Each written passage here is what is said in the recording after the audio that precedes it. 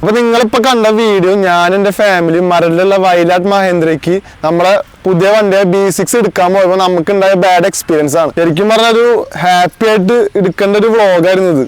അവിടുത്തെ സ്റ്റാഫുകളുടെ നല്ല പ്രവൃത്തി കാരണം ഇല്ലാണ്ടായി. നമ്മള് ഇവിടുന്ന് വ്ളോഗൊക്കെ എടുത്തിട്ടാണ് നമ്മൾ അങ്ങോട്ട് പോയത്. നല്ല ഹാപ്പി ആയിട്ട് ഫാമിലിയും ഫ്രണ്ട്സും എല്ലാവരും ഉണ്ടായിരുന്നു. കൊച്ചിയിലുള്ള മരടിലാണ് ഈ സംഭവം നടക്കുന്നത്. നമ്മൾ അങ്ങോട്ട് ഷോറൂമിലേക്ക് പോയി അവിടെ ഉള്ളിലത്തെ പേപ്പർ വർക്കൊക്കെ കഴിഞ്ഞു, കേക്കൊക്കെ മുറിച്ചു. അതിനുശേഷം നമ്മൾ വെയിറ്റ് ചെയ്യാൻ പറഞ്ഞു, വണ്ടി ഡെലിവറിക്ക് വേണ്ടി വെയിറ്റ് ചെയ്യാൻ പറഞ്ഞപ്പോൾ അവിടെ ഫസ്റ്റ് കർട്ടനൊക്കെ ഇട്ട് വണ്ടി സെറ്റാക്കി. അതിനുശേഷം കുറച്ച് കഴിഞ്ഞപ്പോൾ കർട്ടൻ കാണാനില്ല. എന്നിട്ട് നമ്മളെ പുറത്തേക്ക് വിളിച്ചു. നമ്മുടെ എക്സിക്യൂട്ടീവ് സ്റ്റാഫ് വിളിച്ചിട്ട് നമ്മളോട് പറഞ്ഞു, അപ്പൊ സാർ ഇതാ ചാവി എടുക്കല്ലേന്ന്. അപ്പൊ നമ്മൾ ചോദിച്ചു കർട്ടൻ റൈസർ ഇല്ലെന്ന് ചോദിച്ചു. കർട്ടൻ ഇല്ലേ?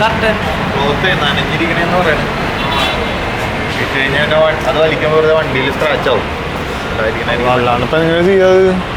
കാരണം നമ്മള് 10-31 ലക്ഷം രൂപയ്ക്കാണ് വണ്ടി എടുക്കുന്നത്. ഏത് വണ്ടി എടുത്താലും ഇപ്പൊ എന്റെ കസിന് ഒരു എടുത്തിട്ടുണ്ടായിരുന്നു. അത് നമ്മൾ പറയാണ്ട് തന്നെ കമ്പനിക്കാര് കർട്ടൻ റൈസറും പിന്നെ മറ്റേ പൂത്തിരി ആ സംഭവമൊക്കെ സെറ്റ് ചെയ്ത്. അതൊന്നും വേണ്ട, എന്നാലും കർട്ടൻ റൈസർ നമുക്കൊരു എക്സ്പെക്ടേഷൻ ഉണ്ടാവുമല്ലോ. നമുക്കിങ്ങനെ തുണി ഇതാക്കുമ്പോൾ വണ്ടി ഇങ്ങനെ റിവീൽ ചെയ്ത് വരുന്നത് ആ എക്സ്പെക്ടേഷനിലാണ് നമ്മൾ അവിടെ പോയത്. പിന്നെ നമ്മൾ ആ സമയത്താണ് ആദ്യമായിട്ട് വണ്ടി കാണുന്നത്. വണ്ടി കണ്ടപ്പോൾ മൊത്തം സ്ക്രാച്ച്.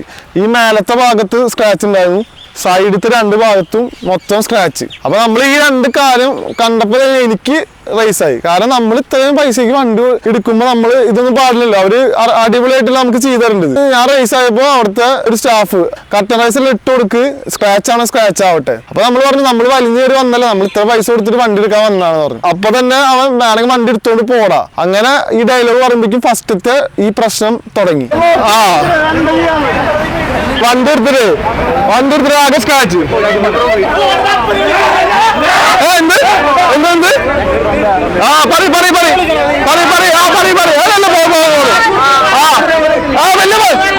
ഡയലോഗ്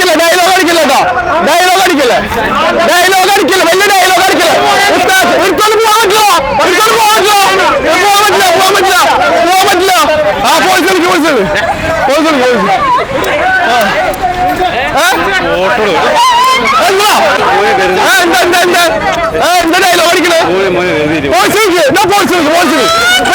ഈ പ്രശ്നങ്ങൾ ആദ്യം ഉണ്ടാവുന്നത് ഞാനും പിന്നെ എന്റെ ഫ്രണ്ടും ഉണ്ടായിരുന്നു. നമ്മളെ രണ്ടാളത്തേക്കാണ് ആദ്യം പ്രശ്നം ഉണ്ടായത്. നിങ്ങള് വേറെ ഒന്നും പറഞ്ഞില്ല, ആ കൂടി 2 കാര്യമാണ് അവരടുത്ത് പറഞ്ഞത്. ഒന്ന് കർട്ടൻ റൈസർ വേണം, പിന്നെ വണ്ടി മറ്റേ സ്ക്രാച്ച് ഒന്ന് ക്ലിയർ ചെയ്ത് തരണം എന്ന് പറഞ്ഞു. കർട്ടൻ റൈസറിന്റെ കാര്യം പറഞ്ഞപ്പോൾ അവര് നമ്മളോട് സംസാരിക്കുന്ന സ്റ്റാഫല്ല, വേറെ 2 സ്റ്റാഫ് വന്നിട്ടാണ് വിഷയങ്ങളൊക്കെ ഉണ്ടാവാൻ കാരണം. അവര് പറഞ്ഞു സ്ക്രാച്ച് ആയാലും കുഴപ്പമില്ല, നനഞ്ഞു തുണിട്ട് കൊടുത്തോ, നമ്മുടെ വണ്ടി നല്ലോ, അങ്ങനത്തെ ഡയലോഗ് പറഞ്ഞു. അപ്പൊ അതിനുശേഷം നമ്മൾ പറഞ്ഞു നമ്മൾ വലിഞ്ഞേറി വന്നല്ല, നമുക്ക് നല്ല തുണി തന്നെ ഇട്ട് തരണം. നമ്മൾ രാവിലെയും ഇന്നലെയും ഒക്കെ വിളിച്ച് പറഞ്ഞിട്ടുണ്ടായിരുന്നാണ് നമുക്ക് നല്ല സാധനം വേണം, നമുക്ക് വീഡിയോ ചെയ്യാൻ വേണ്ടിയിട്ടാന്നുള്ളത് നമ്മൾ പറഞ്ഞിട്ടുണ്ടായിരുന്നു.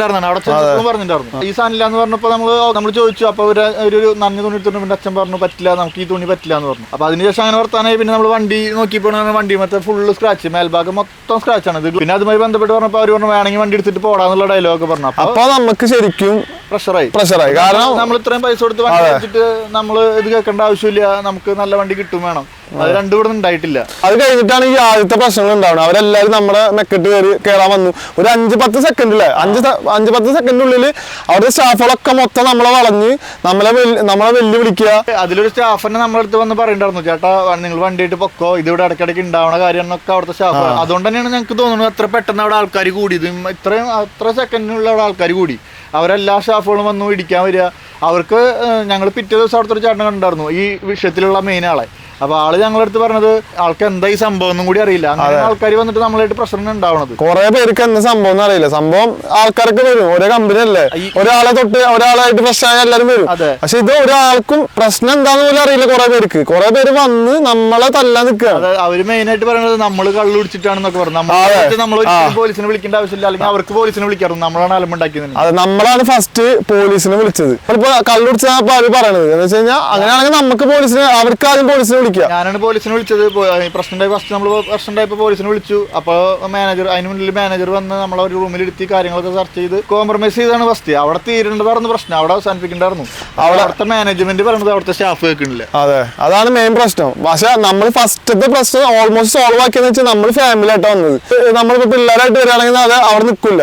പക്ഷെ നമ്മൾ ഫാമിലി ആയിട്ട് വന്ന് ഫാമിലിയില് കാര്യങ്ങൾ നമ്മൾ നോക്കണ്ടേ. അങ്ങനെ അവർക്കാണെങ്കിൽ അച്ഛനാണെങ്കിലും അമ്മയ്ക്കാണെങ്കിലും എങ്ങനെയും വണ്ടി എടുത്ത് പോണം. എന്റെ പെങ്ങളും ഉണ്ടായിരുന്നു, ആ ചാലിയനുണ്ടായിരുന്നു. അവരൊക്കെ ഭയങ്കര സന്തോഷത്തിൽ എങ്ങനെ അതെ അതെ എങ്ങനെ നമുക്ക് തന്നെ കണ്ടപ്പോ ഒരു ഭയങ്കര അത് അവർക്ക് അങ്ങനത്തെ ഒരു ഫീലിങ്സ് ഇല്ലാത്ത ഒരാൾക്കാരാണ് അവിടെ. ശരിക്കും അവിടേക്ക് ഫസ്റ്റ് എങ്ങനെ സോൾവ് ആക്കിയിട്ട് രണ്ടാമത് നമ്മൾ വണ്ടി എടുക്കാൻ പോയപ്പോ കട്ടറൈസൊക്കെ സെറ്റ് ആക്കി വണ്ടി എടുക്കാൻ പോയപ്പോ വീണ്ടും അവന്മാര് ഇപ്പൊ ഞാൻ വീഡിയോയിൽ കാണിക്കുന്ന പോലെ ഫുള്ള് പ്രൊവോക്ക് ചെയ്യുക, ആക്ഷൻ കാണിക്കുക, നമ്മളെ പ്രൊവോക്ക് ചെയ്യുക, വിളിക്കുക, കൈ കൊണ്ട് കാണിക്കുക, കാലുകൊണ്ട്. അതല്ല ഇപ്പൊ മാനേജ്മെന്റ് റെഡി അല്ലെന്ന് പറയാൻ കാരണം ഫസ്റ്റ് ഒരു പ്രശ്നം ഉണ്ടായി, ഇനി വീണ്ടും ഒരു പ്രശ്നം, ഫസ്റ്റേ പ്രശ്നം ഉണ്ടാകാൻ പാടില്ല, അത് വേറെ കാര്യം. വീണ്ടും ഒരു പ്രശ്നം ഉണ്ടാകാൻ പാടില്ല. ഇത് പ്രശ്നമുള്ള ആൾക്കാര് നമ്മുടെ വണ്ടിയുടെ ഫ്രണ്ടിൽ നിൽക്കുക, നമ്മൾ വണ്ടി എടുക്കാൻ പോകുമ്പോ, എന്നിട്ട് അവർ തുറിച്ച് നോക്കുക. അതിലത്തെ ഒരാള് ഈ ചെക്ക് ഷർട്ടിട്ട്, ഇപ്പൊ ഞാൻ കാണിച്ചത് ചെക്ക് ഷർട്ടിട്ട ആള് ആ പ്രശ്നം ഫസ്റ്റത്തെ പ്രശ്നം കഴിഞ്ഞതിന് ശേഷം നമ്മളെ കണ്ടിട്ട് മതിലുമൊക്കെ ചെന്ന് ഇടിക്കുക. ആള് മതിലുമൊക്കെ ചെന്ന് ഇങ്ങനെ ഇടിക്കുക. പിന്നെ മൊത്തം വീഡിയോ എടുത്തു, കാരണം നമുക്ക് വലിയ പ്രൂഫ് ഉണ്ട്. അവരുടെ CCTV വർക്ക് ചെയ്യില്ലാന്ന് എന്തെങ്കിലുമൊക്കെ പറഞ്ഞു, അവിടെ CCTV ഉണ്ട്, പക്ഷെ അത് വർക്ക് ചെയ്യില്ലാന്ന് പറഞ്ഞു കഴിഞ്ഞാൽ നമ്മൾ പെടും.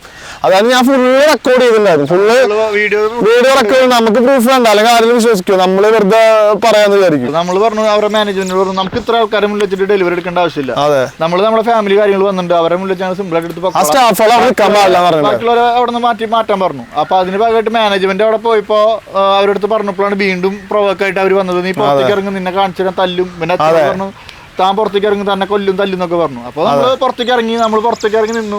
അവര് തല്ലണെങ്കിൽ തല്ലട്ടെ വെച്ചിട്ട് നമ്മൾ പുറത്തേക്ക് ഇറങ്ങി നിന്നു. അപ്പൊ അവര് അവിടുത്തെ ആൾക്കാർ കുറച്ച് ആൾക്കാർ പിരിഞ്ഞു പോയി. അത് കഴിഞ്ഞിട്ട് വീണ്ടും ഇതേപോലത്തെ ആൾക്കാർ വന്നിട്ട് തുണി പൊക്കി കാണിക്കുക, ഉമ്മ തരിക, എന്തൊക്കെ തരത്തിലുള്ള ആൾക്കാരാണ് അവിടെ ഉള്ളത്. ഇത്രയും കൾച്ചറില്ലാത്തൊരു ആൾക്കാരെ ഞാൻ കണ്ടിട്ടില്ല. എന്ന് വെച്ച് കഴിഞ്ഞാൽ ഒരു ഇത്രയും വലിയ കമ്പനിയാണ് മഹേന്ദ്ര, അവിടുത്തെ സ്റ്റാഫുകളാണ് ഈ കാണിക്കുന്നത്. മഹേന്ദ്രന്ന് നമുക്ക് ഡയറക്റ്റ് മെസ്സേജ് ഉണ്ടായിരുന്നു, നിങ്ങൾക്ക് ഇത് കിട്ടിയോ, കർട്ടൻ റൈസർ കിട്ടിയോ, എങ്ങനെ ഉണ്ടായിരുന്നു അവിടുത്തെ എക്സ്പീരിയൻസ് എന്നൊക്കെ ചോദിച്ചിട്ട് നമുക്ക് മെസ്സേജ് ഉണ്ടായിരുന്നു. ഇതൊന്നും അവിടുന്ന് തരുന്നല്ല. അത് മാത്രമല്ല സ്ക്രാച്ച്, ഈ രണ്ട് കാര്യം നമ്മുടെ റൈറ്റ് ആണ്. ഇത്രയും പൈസക്ക് 31 ലക്ഷം രൂപയ്ക്ക് നമ്മൾ വണ്ടി എടുക്കുമ്പോൾ നമ്മുടെ ഒരു റൈറ്റ് അല്ലേ ചോദിക്കാം. ലൈഫിലെ പ്രഷ്യസ് മോമെന്റാണ് നമ്മൾ ആദ്യമായിട്ട് വീട്ടിലേക്ക് വണ്ടി എടുക്കുന്നത്. നമ്മള് അത്രയും എക്സ്പെക്ടേഷനോടെ വന്നിട്ട് നമ്മൾ ഇൻസൾട്ട് ചെയ്ത് വിട്ടു. ഇതിലെന്താ ഏറ്റവും വലിയ പ്രശ്നം വെച്ചാലേ നമ്മളോട് സംസാരിച്ച് ഡീൽ ചെയ്ത ആൾക്കാരല്ല ഇതിൽ പ്രശ്നം ഉണ്ടാക്കാൻ വന്നുള്ളത്. എന്റെ ഫാമിലി അവിടെ 3:30 എത്തിയുള്ളതാണ്. അവർക്ക് എങ്ങനെയും വീട്ടിലും മുത്തശ്ശി മാത്രമേ ഉള്ളൂ. അപ്പൊ അവർക്ക് എങ്ങനെയും വീട്ടിലെത്തിയാൽ മതി ഒരു മൈൻഡ് ഒക്കെ ആയിട്ട് നമ്മൾ പോണത്. ഇത് എത്രയും പെട്ടെന്ന് തീർത്തിട്ട് പോകണം. ഇവരവിടുന്ന് ഫസ്റ്റ് ഡെലിവറി 5 മണിക്ക് ആക്കി. 5 മണിക്ക് നമ്മൾ എടുക്കാൻ പോയപ്പോഴാണ് ഫസ്റ്റ് ഇഷ്യൂ ഉണ്ടാവുന്നത്. അത് ഒരു 4-5 മണിക്കൂർ ബ്ലോക്ക് കഴിഞ്ഞിട്ട് നമ്മൾ ഗുരുവായൂരുള്ളത്. ഗുരുവായൂരിന്ന് 4-5 മണിക്കൂർ ബ്ലോക്ക് കഴിഞ്ഞിട്ട് അവിടെ എത്തുന്നത്. പിന്നെ അന്ന് വണ്ടി എടുക്കണ്ടെന്നായിരുന്നു നമ്മുടെ ഫസ്റ്റ് കാര്യം. സ്ക്രാച്ച് മാറ്റി എടുക്കാന്ന് വിചാരിച്ചു. പക്ഷെ ഫാമിലി എന്തായാലും ഇന്ന് എടുക്കണം, കാരണം അവർക്ക് ഇനി വീണ്ടും ബുദ്ധിമുട്ടി വരാൻ പറ്റില്ല. അത് കാരണം പിന്നെ അതുകൊണ്ട് അവര് മാറ്റി തരാന്നുള്ള ഒരു ഉറപ്പുകൊണ്ടാണ് നമ്മൾ വണ്ടി എടുത്ത്. രണ്ടാമത് നമ്മൾ വീണ്ടും പോലീസിനെ വിളിച്ചിട്ട് പോലീസ് വന്നിട്ടാണ് നമ്മള് വണ്ടി ഇറക്കിക്കൊണ്ടു. പോലീസ് വന്ന് നമുക്ക് ഉറപ്പ് തന്നു, കാരണം വണ്ടി റെഡിയാക്കി ഇവര് തരുന്നുള്ള പേരിലാണ് നമ്മള് പോകുന്നത്. അത് കഴിഞ്ഞിട്ടാണ് ഇവരുടെ റിവ്യൂ കാര്യങ്ങളൊക്കെ എടുത്ത് നോക്കിയത്. വളരെ മോശമായിട്ടുള്ള റിവ്യൂസ് ആണ് ഇവരിലുള്ളത്. കാരണം എല്ലാ വണ്ടിക്കും സ്ക്രാച്ചസ് ആണ്. ആൾക്കാർ അറിഞ്ഞുകൊണ്ടിരിക്കുന്ന അവരുടെ റിവ്യൂലൊക്കെ. എന്തായാലും നമ്മൾ ലീഗലായിട്ട് പോയിട്ടുണ്ട്, മരട് സ്റ്റേഷനിൽ കേസ് കൊടുത്തിട്ടുണ്ട്, അതുപോലെ കൺസ്യൂമർ കോർട്ടിലും കേസ് കൊടുത്തിട്ടുണ്ട്. അപ്പോ എന്തായാലും വണ്ടി എടുക്കണ്ടെങ്കിൽ ബോഡിഗാർഡിനൊക്കെ ആയിട്ട് പോകാവുന്ന വണ്ടിയിൽ സ്ക്രാച്ച് ഒക്കെ ഉണ്ടെങ്കിൽ മിണ്ടാണ്ട് പോരും നല്ലത്. കാരണം ഇവർ ഇതൊക്കെ കേസാണ്. ഇവർക്കതൊന്നും കേസ് അല്ലെങ്കിൽ പോലീസുകാരൊന്നും ഇവർക്ക് ഒരു വിഷയമല്ലാന്നുണ്ട്. കഴിഞ്ഞിട്ട് വേറെ കംപ്ലൈന്റ് വേറെ വന്നിട്ടുണ്ട്. അപ്പൊ നമ്മള് ഈ ഡോറ് നമ്മൾ വീട്ടിലെത്തിയതിനു ശേഷമാണ് രാഹുലിന്റെ അമ്മയാണ് ഈ സൈഡിൽ ഇരുന്നത്. നമ്മൾ വണ്ടിയായിട്ട് വന്നപ്പോ നമ്മൾ വീട്ടിലെത്തിയതിനു ശേഷം അമ്മയ്ക്ക് ഈ ഡോറ് തുറക്കാൻ പറ്റുന്നുണ്ടായിരുന്നില്ല. അപ്പൊ നമ്മള് ചൈൽഡ് ലോക്കാണ് അതാണെന്നൊക്കെ ഒന്ന് വിചാരിച്ചിട്ട് നമ്മൾ ഇരുന്നായിരുന്നു. പക്ഷെ വണ്ടിയുടെ ഈ ഡോറ് തുറക്കാൻ പറ്റില്ല. പക്ഷെ പുറത്തുനിന്ന് തുറക്കാൻ പറ്റും. പുറത്തുനിന്നില്ലേ തുറക്കാൻ പറ്റുന്നുണ്ട്.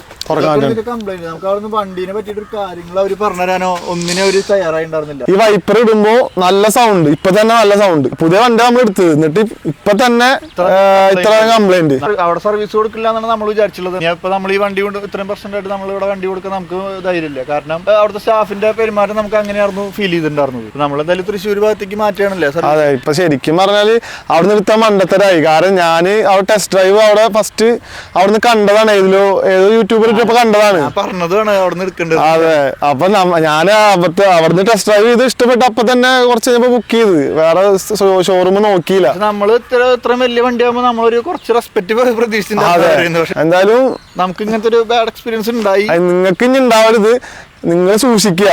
വയലാട്ട് മഹേന്ദ്ര മരടിലുള്ളത് അത്ര ഹാപ്പി ആയിട്ട് പോയ ഒരു മൊമെന്റ്, അത്രയും ലൈഫിലെ ഏറ്റവും പ്രഷ്യസ് മൊമെന്റ്. അത് വണ്ടി എടുക്കാന്ന് പറയുമ്പോ, ആദ്യമായിട്ട് വീട്ടിലേക്ക് ഒരു വണ്ടി എടുക്കാന്ന് പറയുമ്പോ ലൈഫിൽ തന്നെ ഒരു പ്രഷ്യസ് മൊമെന്റ് ആണ്. നമുക്കും നമ്മുടെ ഫാമിലിക്കും ഫ്രണ്ട്സിനൊക്കെ ഒരു ഹാപ്പി മൊമെന്റ് ആണ്. അത് അവര് പറയണ നമ്മൾ എന്തിനാ കുട്ടിച്ചോറാക്കേണ്ട ആവശ്യം. നമ്മളെ എക്സ്പീരിയൻസ് എങ്ങനെയാ വെച്ചെങ്കിൽ അവർക്കൊരു സന്തോഷമാണ് ഈ കറക്റ്റ് വരിക, അവരുടെ സ്റ്റാഫിനൊക്കെ ഒരു വണ്ടി അവിടെ നിന്ന് ഇറങ്ങുന്നുണ്ടെന്ന് പറയുമ്പോൾ. അങ്ങനെയൊന്നുമില്ല. ഇത്രയും പ്രശ്നം ഉണ്ടായിട്ടും അവിടുത്തെ ഈ വാലറ്റിന്റെ ആൾക്കാർ നമ്മളെ പിന്നെ കോൺടാക്ട് ചെയ്തിട്ടൊന്നുമില്ല. നമ്മൾ അങ്ങോട്ടാണ് വിളിച്ചോണ്ടിരിക്കുന്നത് ഇവരെ കിട്ടാൻ വേണ്ടിട്ട്, വണ്ടി ഒന്ന് റെഡിയാക്കി കിട്ടാൻ വേണ്ടിട്ട്. പക്ഷെ നമ്മൾ എന്നിട്ട് അവരെ കിട്ടാണ്ടായപ്പോ നമ്മള് മഹീന്ദ്രയില് അത് അവർക്ക് മെയിൽ അയച്ചിട്ടുണ്ട്. അപ്പൊ അവിടുത്തെ റീജിയണൽ ഹെഡാണ് നമുക്ക് മാറ്റി തരാന്ന് പറഞ്ഞത് എല്ലാ സംഭവം. അവരാദ്യം മാറ്റി തരാന്ന് പറഞ്ഞിട്ട് പിന്നെ അവിടുത്തെ ആ മാനേജർ റിസൈൻ ചെയ്തെന്നൊക്കെ പറയണത് ഈ വീഡിയോയിലുണ്ട്. ആ മാനേജർ നമ്മളോട് പറയണത് 48 മണിക്കൂറിന്റെ ഉള്ളില് നമ്മളെ വീട്ടിലൊന്ന് മാറ്റി തരുന്ന പറഞ്ഞു. എവിടെയാണോ ഇവിടെ എവിടെയാ? ഈ ആംഗിൾ ഇതിപ്പോ നിങ്ങൾ മാറ്റി തരില്ലേ? എപ്പോഴാ തരുക? നമ്മള് വീണ്ടും ഇവിടേക്ക് വരേണ്ടി വരില്ല. എപ്പോഴാ മാറ്റി തരിക? എനിക്കൊരു 48 മണിക്കൂർ സമയം തരുമോ? നമ്മളപ്പോ ഞാൻ പറയട്ടെ, നമ്മള്